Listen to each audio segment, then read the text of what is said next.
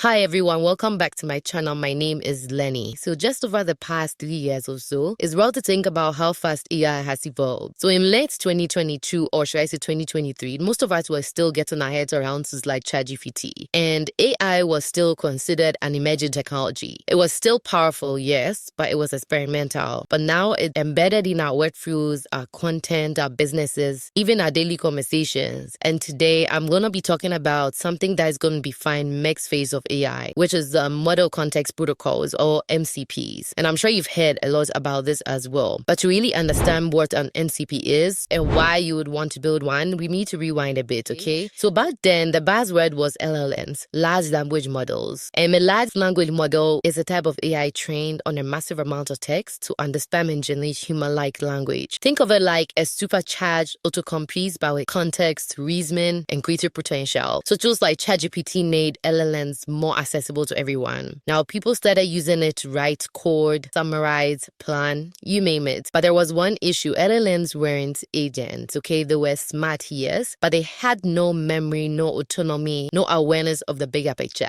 So that's where AI agents come in. So after LLMs, we saw the rise of AI agents, systems that can reason, plan, act, and use tools. And I've actually done a full beginner tutorial on AI agents. I'm gonna link that in the description box below, or I'm gonna leave it on the screen somewhere so that I go check them out. So what's an MCP? Let me break it down simply. So an MCP is a standardized way to provide consistent, structured, and reusable context to an AI model, especially inside an agent architecture. So it's like giving your AI a set of lenses, memory, and boundaries so that it can behave predictably across tasks. So think of it in this way. An LLM is a brain, an agent is the body, and an MCP is the nervous system. So it connects everything together and ensures that the agent knows who it is, what tools it can use, and what its goals are, and how to act in different scenarios. So agents made LLMs more powerful because they could follow multi-step instructions, interact with APIs, trigger automations, and even make decisions based on memory. But now we have MCPs, which I already defined as Model Context Protocols. So now that you know what an MCP is, let's build one. And for this tutorial, I'm going to walk you through how to configure your own MCP server and then configure an MCP client inside n8n and also connect it all to your AI agent. So if you have like an existing AI agent, I'm going to show you how you can connect that as well. Okay, so let's get started. On my screen here, you see that I do have this workflow I've called MCP Client, and I also have this workflow I call MCP Server Trigger. I also have this MCP Server workflow which I have configured in here. So before I actually dive deep into the tutorial, let me briefly explain what the difference between the MCP client and the MCP server is. So think of your AI agent like human, okay? The MCP client is the brain, and they ask, who am I? What can I do? What are the tools available to me right now? So this is the MCP client, okay? And as you can see, like I've configured it in such a way that it can receive a chat input message. So once it receives a chat input message, it starts asking itself like, who am I? What am I supposed to do? What are the tools available to me? And how can I implement these tools to actually meet the queries of the text entered here? Okay. So over here, we see the MCP server, and think of the MCP server as the body. It holds all the tools that you need. It also holds the abilities and instructions the brain needs to make decisions and take actions. So when the brain, which is the client, connects to the MCP server, which is the body, it knows exactly how to behave, what tool to use, and what actions it can perform without needing to rewrite or reprogram everything else each time. Let's say you have an AI agent like I have in here that allows you to translate documents, and then you have another AI agent that helps you summarize reports, and you have another AI agent that helps you write professional emails. Instead of hard coding the logic every time, you just point your agent's MCP client to a shared MCP server. So you'd have the MCP server like I have in here, and then all you have to do is you just have to point your client in here to the server. Now, anytime you want to spin up a new assistant, or maybe one for HR, one for marketing, and one for legal, you just change the MCP config. Essentially, like that is like what tools you should use and how it should behave. You don't need to build the entire workflow again. So it's like creating one universal brain body connector, and you can plug it into any app, agent, or workflow you want. I know everything sounds a bit confusing right now, but then you get a clearer picture of what I mean. Okay, so this is the, like I mentioned, this is the MCP MCP client, I do have just my AI agent connected to it, and I have it connected to the MCP client. This MCP client is configured to communicate to this MCP server, and this MCP server is connected to multiple tools I have already. So I already have a workflow to translate anything. I already have a workflow to generate comments. I already have a workflow to clone my voice, and I guess applied it to like a calculator as well. So what happens is that anytime I come in here and I put in a prompt, it's gonna think on its own and decide which of these tools to use. So for instance, if I come in here and I say calculate 3 plus 5, okay, if I say calculate 3 plus 5, as you can see, it knows that it has to go to the calculator tool, which has been configured here. So note that usually if you're building an AI agent, you would have like a system message. You don't even need a system message because this MCP server is able to think on its own and decide that, okay, based on the input I've received, which is a calculation, let me just call this calculator to do the calculation for me. So you could have like millions of tools that you can actually connect to this MCP server, and it's actually going to do all the reasoning for you. You don't have to hard code anything. So as you can see, if we go through the workflow here, you'd see that it started with the AI agent, and then it went through, and then it passed the request on to the MCP server,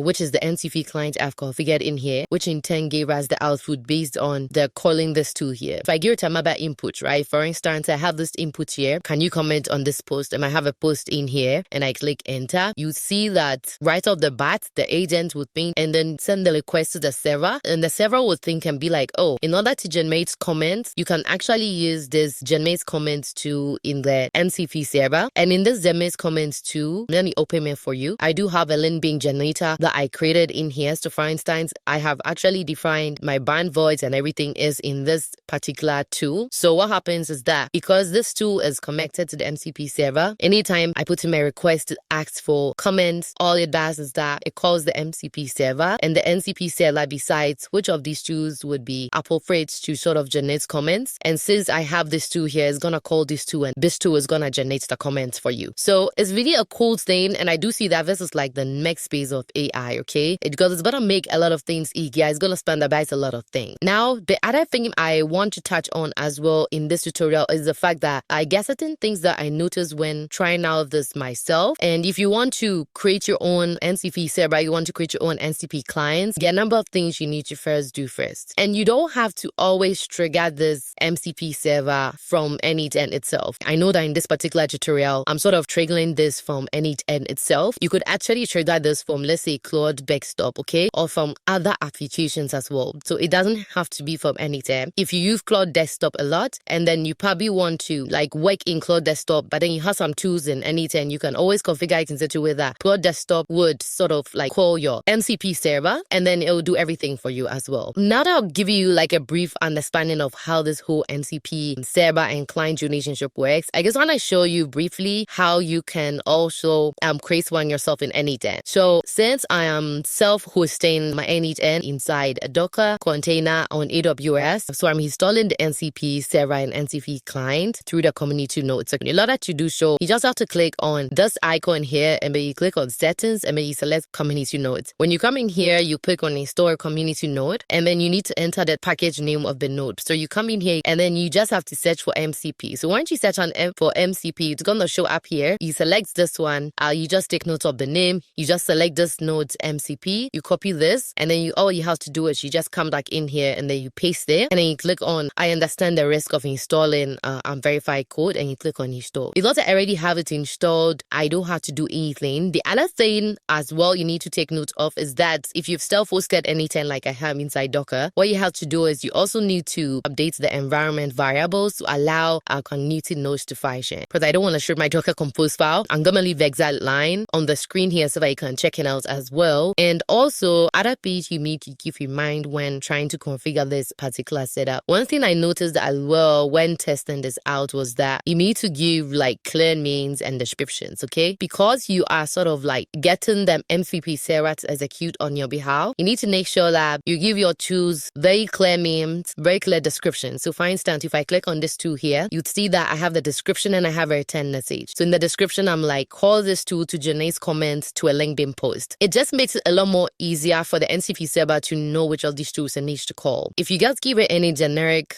names, for instance, this is a sub workflow. So you just say sub workflow workflow. One, it probably would fail, or it would probably result to the AI agent here to fulfill the request, right? You don't want that. What you want is that you want the MCP client to communicate with the MCP server. The reason why you don't want your AI agent to fulfill the request, because maybe you may have some specific configurations, okay? So the main one thing you need to keep in mind when creating your own MCP server client relationship is to ensure that you have very clear mains and clear descriptions, and so that the MCP server understands your message. Know that AI is all about the information you feed it. So you want to feed it with as much information as possible. Now, the other thing you also need to keep in mind as well is that you should not configure both your MCP server as well as your MCP client in the same workflow. So when you do that, sometimes it may work, but sometimes you may error out. You want to separate them. And I know I've seen some tutorials online where there's the MCP client and the MCP server all in the same workflow. If you want a clean workflow, you don't want to have any more challenges, then it's better for you to separate them, okay? And in terms of the configuration, once you want to create MCP server, all you have to do is you have this button and select the MCP. And once you get an MCP server, all you have to do is you come in here and you use the production URL. If you use a test URL, then you need to be in test mode. But usually if you are separating them, then you want to make sure that you are using the production URL. So in order to also use the production URL, just make sure that you activate the workflow. So you have to activate both workflows to ensure that we are able to communicate with each other. So you come in here and you copy the production URL. You come into your MCP client configuration. All you have to do is you have to enter your production URL in here. And that's all you need, really. And doing this configuration needs that your client to be able to communicate with your server, and it's going to be working nicely for you. Okay, so I know that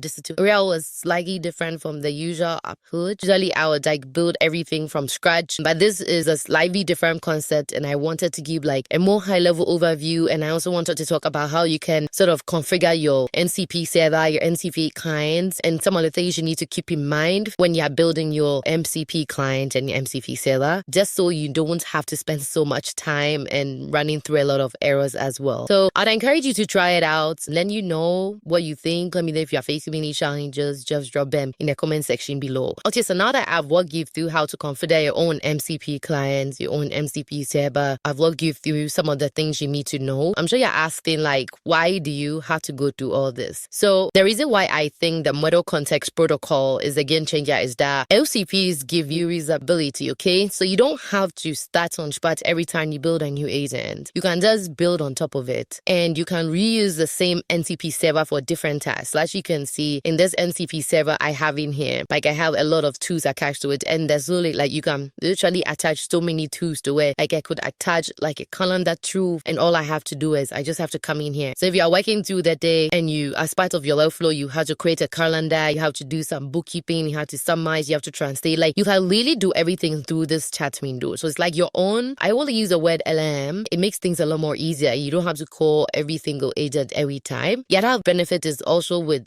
portability, okay? So you can take your MCP server and connect it to multiple clients or platforms, connect to the same brain to different tools. And I think I've already touched on this as well. And the last thing as well is the fact that it's integration friendly. So you can plug your MCP setup into tools like Cursor, or you're doing in n8n here, or even external application. And that gives you the flexibility to scale across platforms with almost no extra work. So yeah, so there you have it, a full workflow of what an MCP server is, why it matters, and how to build your own using n8n in a simple server. So if this was helpful, then I'll encourage you to hit the like button. Drop any questions you have below. If you have any questions on the configuration, how to set this up, then let me know in the comment section below. And don't forget to also subscribe for more AI and automation tutorials like this one. And the source code for the MCP server configuration as well as the MCP clients configuration, they would all be in the description box or in the comment section below, like I always do, and so that you can go check them out for yourself. But until next time, keep building smarter agents. Thank you for watching, and see you in the next one.